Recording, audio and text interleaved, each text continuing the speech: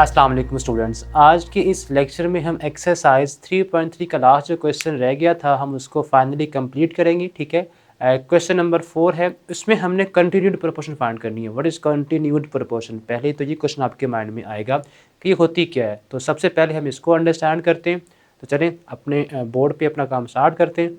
तो जी स्टूडेंट्स, सबसे पहले हम ये अंडरस्टैंडिंग आपको ये होनी चाहिए कि व्हाट इज़ कंटिन्यूड प्रोपोर्शन। ठीक है, तो उसमें हम क्या करेंगे, सपोज़ आपके पास 3 क्वांटिटीज़ हैं लाइक ए, बी एंड सी। ठीक है, आपने इनको इस तरह से प्रोपोर्शनलिटी के सिंबल्स के में कहने के रिलेट करना है कि आपके पास ए रेशो बी और जो आपके पास मिडिल में आपके पास वैल्यू गिवन होगी आपको, आपने उसको रिपीट कर देना है। ठीक है, तो ये हमारे पास क्या होगी, इसको हम इस फॉर्म में लिखने को हम क्या बोलेंगे, इट्स अ कंटिन्यूड प्रोपोर्शन। ठीक है, आपके पास जो फर्स्ट है इसको हम बोलते हैं फर्स्ट प्रोपोर्शन। ठीक है, और जो दरमियान में होती है, जो मिडिल में होती है, इनको हम क्या बोलते हैं, मीन प्रोपोर्शन। और जो लास्ट पे उसके बाद है आएगी आपके पास, इसको हम पढ़ते हैं कि ये आपके पास थर्ड प्रोपोर्शन है। ठीक है, ये हमारे पास क्या आएगी, फर्स्ट। ठीक है, और ये जो मिडिल में होती हैं इनको हम क्या पढ़ते हैं, दे आर मीन प्रोपोर्शन।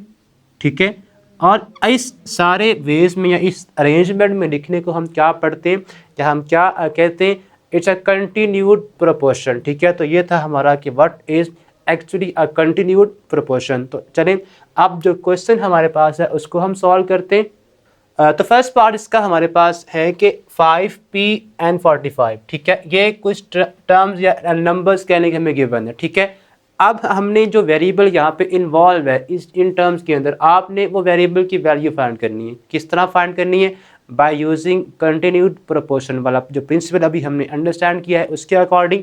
तो हम क्या करेंगे, आपको जो मिडिल में वेरिएबल इन्वॉल्व होगा या टर्म्स इन्वॉल्व होगी, आपने उसको जो मेन प्लेसेस हैं वहाँ दोनों प्लेस पे आपने उसको रिपीट कर देना है। ठीक है, तो पहले हम क्या लिखेंगे, पहले आपने 5 को ही लिखना है, उसके बाद P जो आपके पास है आपके वो P यहाँ भी आ जाएगा। ठीक है, और इधर भी जो मेन प्लेस है वहाँ भी P को आपने रिपीट कर देना है।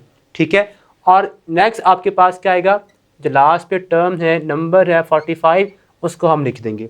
अब उसके बाद जस्ट आपने इसको सॉल्व करना है। ठीक है, वो हमारे पास कैसे है कि आपने P को P के साथ यानी कि मेन जो आपके पास वैल्यूज़ हैं पहले उनको मल्टीप्लाई करना है। तो ये क्या आ जाएगा, P square is equal to 5 into 45 हो जाएगा because they are extreme values. तो 5 को जब आप 45 के साथ मल्टीप्लाई करेंगे तो ये हमारे पास आ जाएगा 225। ठीक है, is equal to P square. But आपने यहाँ पे सिंपल P की वैल्यू फाइंड करनी है, तो आप इसका अगेन क्या लेंगे, इसका हम स्क्वायर रूट ले लेंगे। ठीक है, बोथ साइड इधर भी आपको अप्लाई करना होगा और इधर भी आपको स्क्वायर रूट लेना होगा। ठीक है, तो यहाँ पे जब आप 225 का स्क्वायर रूट लेंगे तो ये हमारे पास क्या आएगा, इसकी वैल्यू आ जाएगी प्लस माइनस यहाँ पे 15 आ जाएगी। ठीक है, और यहाँ से सिंपल P आपके पास आ जाएगा। तो P इज इक्वल्स टू, या आप ये कहने की जो आपकी कंटिन्यूड प्रोपोर्शन की वैल्यू आई है वो क्या आई है, प्लस माइनस 15 आ गई है। ठीक है, तो ये था इसका फर्स्ट पार्ट। अब इसका जो नेक्स्ट पार्ट हमारे पास है उसको सॉल्व करते हैं, 8x and 18। ठीक है, तो ये हमारे पास कुछ इस तरह से है कि आपको गिवन जो हैं नंबर्स 8x and 18, आपने इनकी निकालनी है कंटिन्यूड प्रोपोर्शन। ठीक है, तो हम क्या करेंगे, अगेन आपने जो फर्स्ट टर्म गिवन आपको उसको आपने फर्स्ट प्लेस पे ही लिखना है, जो मिडिल में आपके पास होगी आपने उसको मेन जो वैल्यूज़ हैं जो मेन प्लेसेस हैं वहाँ पे रिपीट कर देना है। ठीक है, और लास्ट पे हमारे पास जो नंबर आपको गिवन है वहाँ पे आपने लास्ट को लिखना है। ठीक है, अब उसके बाद ये हमारे पास क्या आ जाएगा, इसको आपने जस्ट सॉल्व करना है, product of extreme is equals to product of mean.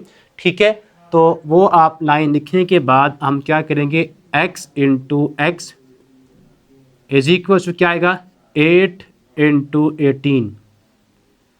तो x इंटू एक्स क्या हो जाएगा, x का स्क्वायर। ठीक है, और 8 को जब आप 18 से मल्टीप्लाई करेंगे तो ये हमारे पास आ जाएगा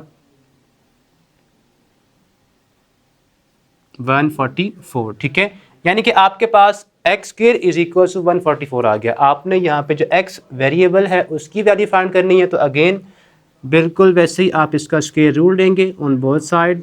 ठीक है, is equal two plus minus 144। तो ये था कहने कि x की वैल्यू आ जाएगी इस तरह से +-12।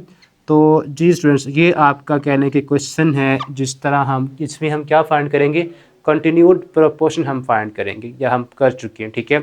तो बाकी जो इसके रिमेनिंग पार्ट्स हैं बिल्कुल ऐसे ही हैं, आपने उनको एज होम टास्क कह लें सॉल्व करना है, ठीक है। और ये थी हमारी एक्सरसाइज 3.3 जिसको हमने कंप्लीट सॉल्व कर लिया, ठीक है। होप सो आपको समझ अच्छी तरह से आ गई होगी। अब हम अपनी नेक्स्ट वीडियोस के अंदर एक्सरसाइज 3.4 को स्टार्ट करेंगे।